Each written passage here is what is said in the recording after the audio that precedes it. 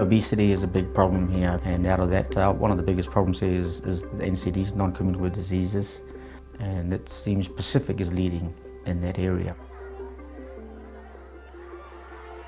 One of the main issues that the president focusing on is the issue of double burden of malnutrition. We have a stunting, we also have overweight.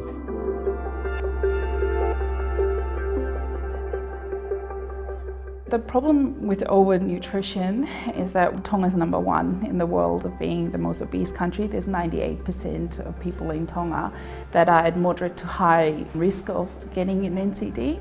I think the national average for life expectancy for our people is around about 66 years old.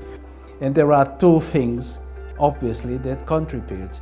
Food we eat and physical activity is less. So we can't really burn the food that we eat. I think over the years with development, its evolution, we've had access to a lot of vehicles now. Even just walking 500 meters down the road, young people get in the car. I coach a local village team here. They live practically 300 meters away from where we train, and they get into a car to drive there for training. Now that's a huge shift in mindset from 30 years ago when I was a kid.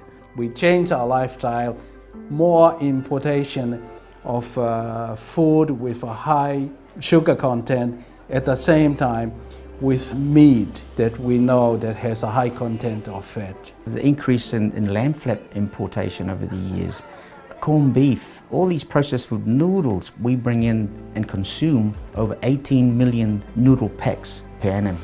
I don't think that people would deny that the fish and locally produced food is better than what we have. It's just a lifestyle change and complete attitude.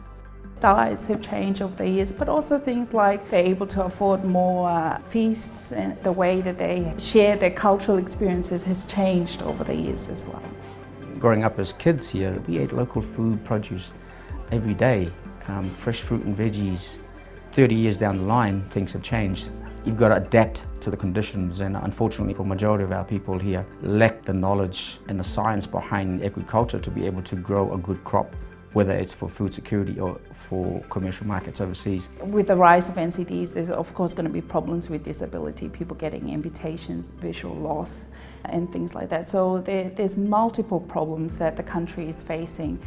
If they are affected, that it will affect the socio-economic status of the family and of course of the country.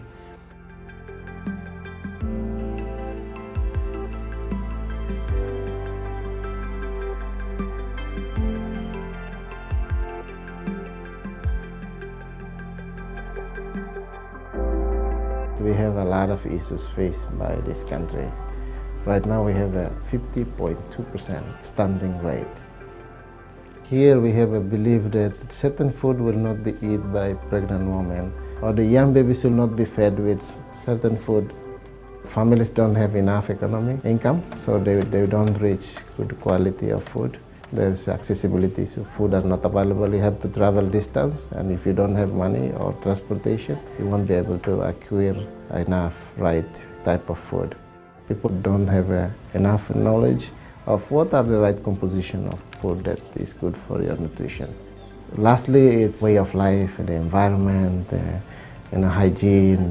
There are a lot of villages don't have access to water. School don't have access to water.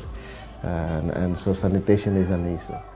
People with malnutrition will have less productivity. Also brain development is slow, sometimes not enough. So you don't have enough knowledge, and if with low skill you will have low payment. So nationally it will impact the economy of this country, and what happens is the country will rely on the oil, and once the oil dries out, when you want to come back and rely on your own people, people are not ready because of the malnutrition. If we're going to change this, we need to go back to basics and look at the family, the nuclear family.